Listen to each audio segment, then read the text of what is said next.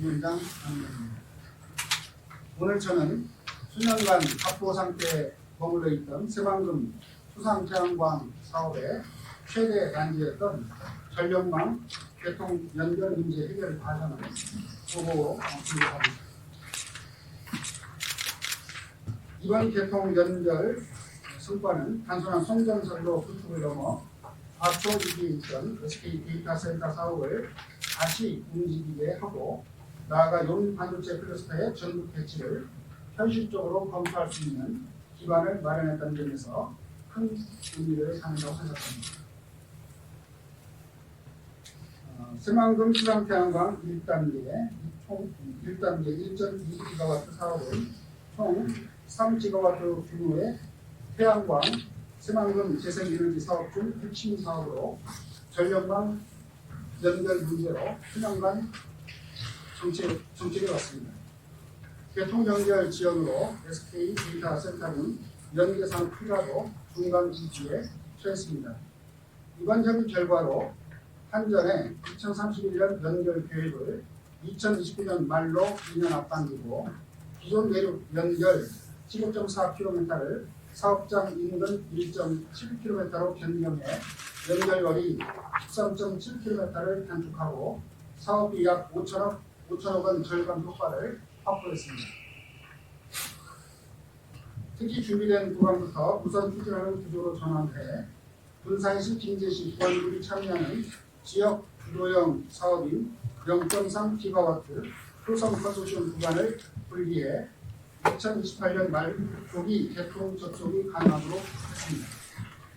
이는 사업의 실제 발전을 전제로 한 출발선을 넘는 의미를 갖습니다.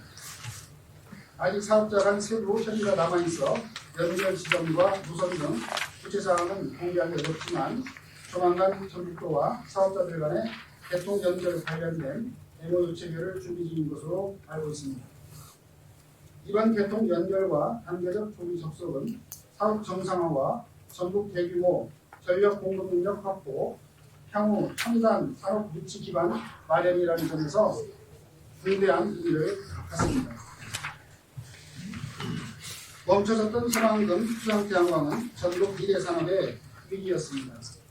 새만금 수상태양광은 새만금 권역 재생에너지 인프라 구축의 핵심이자 전국 미래산업을 키울 가장 중요한 씨앗이었습니다.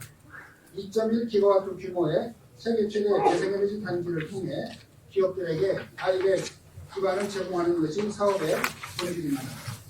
그러나 그동안 전력망 부족과 비현실적인 일괄 추진 방식이 묶여 선 발짝도 나가지 못했습니다.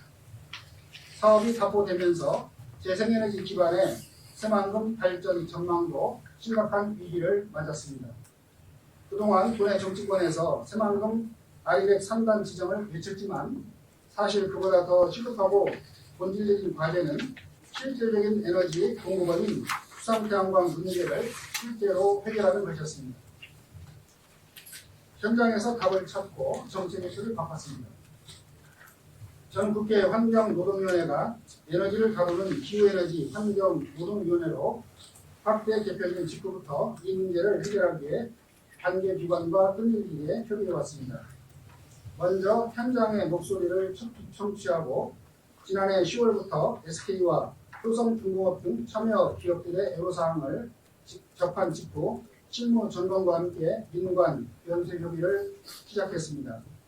10월 29일 SK 실무 면담을 시작으로 11월 한전, 한수원과 개통 문제를 논의하고 12월에는 신영대 국회의원과 함께 전북도 새만금청, 한전, 한수원, 효성, SK가 참여하는 대규모 협의를 이끌어냈습니다. 지난 11월 22일 일괄 추진은 불가능하다. 준비된 구간부터 가야 한다는 저의 제안을 정부가 수용했습니다. 기후에너지 환경부가 효성중공업의 300MW 구간을 우선 확정하고 2028년 말 조기 접촉을 추진한다는 정책 결정을 내린 것입니다. SK 데이터센터 재개와 햇빛 연금이 실현될 것입니다. 전력 공급 문제로 중단 위기에 처했던 SK 데이터센터 사업이 다시 추진될 수 있는 기반이 구축되었습니다. 데이터센터가 정상화된다면 이는 전국이 글로벌 IT 기업의 아이백 거점이 될 수 있음을 보여주는 대한민국의 첫 번째 성공 사례가 될 것입니다. 또한 후성중공업이 추진하는 주민상생형 사업도 활로를 찾았습니다. 이를 통해 본인이 직접 발전 수익을 나누는 혜택연금 모델이 새만금에서 현실화되어 주민소득 증대에 기여할 것입니다. 교통문제 해결을 시작으로 용인 반도체가 전국 배치를 위한 압도적 인프라임을 증명하겠습니다.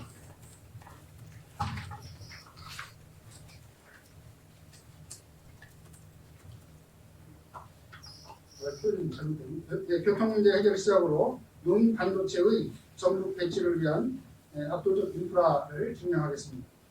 이재명 대통령은 신년 기자회견에서 대규모 송전탑 건설을 할 수 없으며 기업이 에너지가 생산되는 지역을 선택하고 유도하겠다고 강조했습니다. 이제 반도체 클러스터는 이전 여부가 문제가 아니라 어디로 얼마나 분산 배치하느냐의 국면입니다. 제가 용인 반도체 이슈를 제기할 때 관망했던 광주 전남 지역의 정치권과 전남도가 용인 반도체를 유치하기 위해 본격적으로 움직이기 시작했습니다. 앞으로 벌어질 치열한 경쟁 속에서 전북이 선택받으려면 압도적인 인프라 경쟁력을 증명해야 합니다. 새만금은 이번 개통 해결을 통해 29년까지 1GW 이상의 전력 공급 능력을 확보하고 기업에게 필요 전력을 즉시 제공할 수 있는 구조를 갖추게 되었습니다. 용인에서 송전탑 갈등으로 10년 걸릴 일을 전북은 3년 안에 해낼 준비가 되는 것입니다.